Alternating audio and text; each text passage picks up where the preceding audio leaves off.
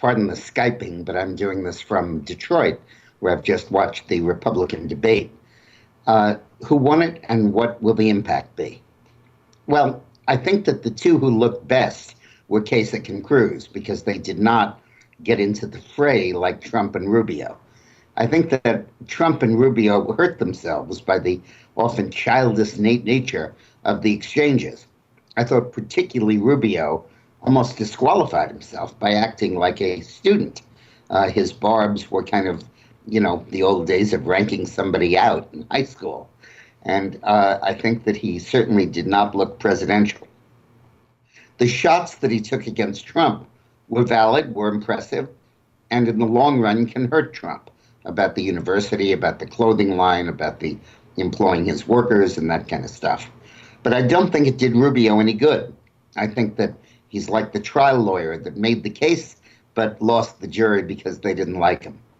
I thought Trump parried the shots as best he could. He was going for dignity and restraint, and I think he did some of that. But I think those shots are serious, and I think over the long run, they'll really hurt him. I thought that Cruz was good.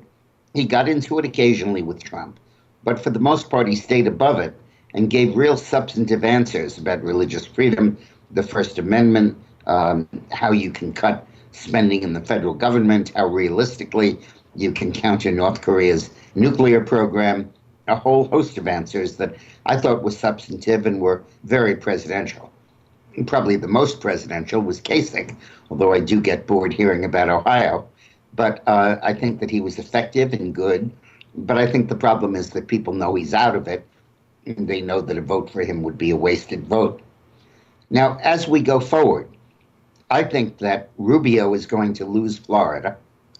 And I think that Kasich is probably going to lose Ohio. And they will both be out of the race after that happens. And it'll be a two-way race of Cruz against Trump. Now, originally, Trump will have a big edge because he will have won the winner-take-all states in Florida and Ohio. And that will give him a significant delegate edge. But I think in the long run, in a two-way contest, Trump will not do well. And I think Cruz's brand of anti-establishment politics will ultimately prove more effective and more attractive than Trump's. Now, from here, we go to tomorrow on Saturday, where there are 4 primaries or caucuses, Kansas, Kentucky, Louisiana, and Maine. Now, Maine, Trump probably is going to carry because he carried New Hampshire.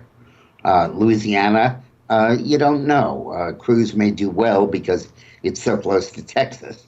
On the other hand, in those deep southern primaries, Trump seems to be doing very well. Kansas should probably go the way of Oklahoma, and I think Cruz will have a pretty good chance there. And so I think that as we spread it, and I think Kentucky will probably go the way of Tennessee and go for Trump. So I think Trump will probably win 3 out of 4. Then you have Michigan coming up, which Trump will probably win. Puerto Rico and a couple of territories, which could go any way. And then you have the 15th, which is the key date, the winner-take-alls. And there I think Trump will beat Rubio in Florida. He'll beat Kasich in Ohio.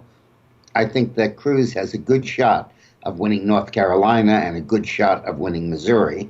And then we go into the two-way race, which will really be the meat of the campaign. But I think that Cruz was very wise tonight to set himself up as the distinguished, well-informed, presidential opponent of the Republican establishment. So stick around and we'll deal with all this as it comes. And listen to my podcast. I just taped a half-hour podcast earlier today that really goes into depth about my feelings about the evolution both of the Democratic and the Republican race. I do not regard Hillary Clinton as the certain Democratic nominee. Thanks for watching.